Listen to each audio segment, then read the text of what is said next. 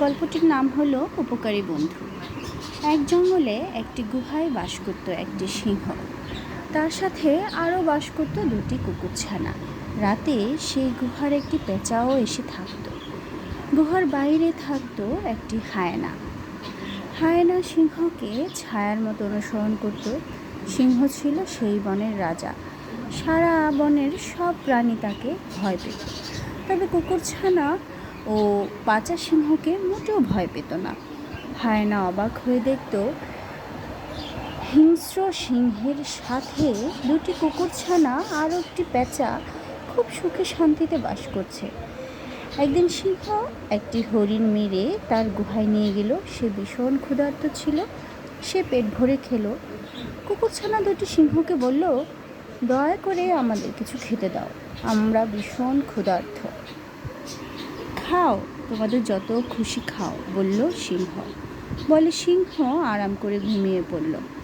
সন্ধ্যার আধার ঘনিয়ে এলো। পেঁচাও গুহায় এলো।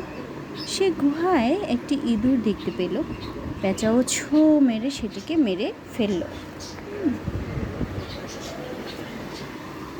সিংহ যখন সেটাকে দেখল তখন পেঁচাকে বলল, তুমি কুকুরছানাদেরকেও সাথে মিলে হরিণের মাংস খেতে পারো।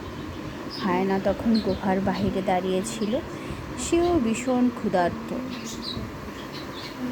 বুকে খুব অনেক সাহস সঞ্চয় করে সে সিংহের গুহায় ঢুকল। সে সিংহকে বলল, আমি তোমাকে ছায়ার মতো অনুসরণ করি, আমিও ক্ষুধার্ত, দয়া করে আমাকে কিছু খাবার দাও।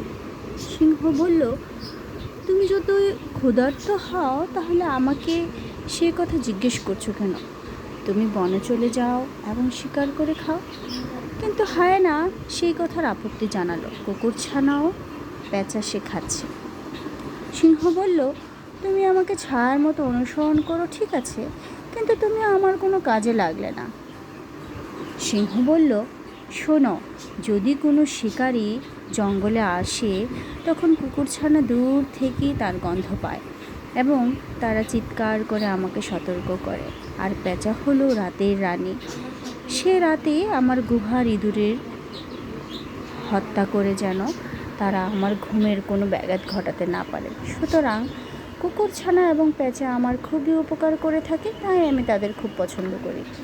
সিংহের কথা খুবই সত্যি। হায়না সেটা বুঝতে পারল আর একটি কথা না বললেই সেখান থেকে চলে গেল। এই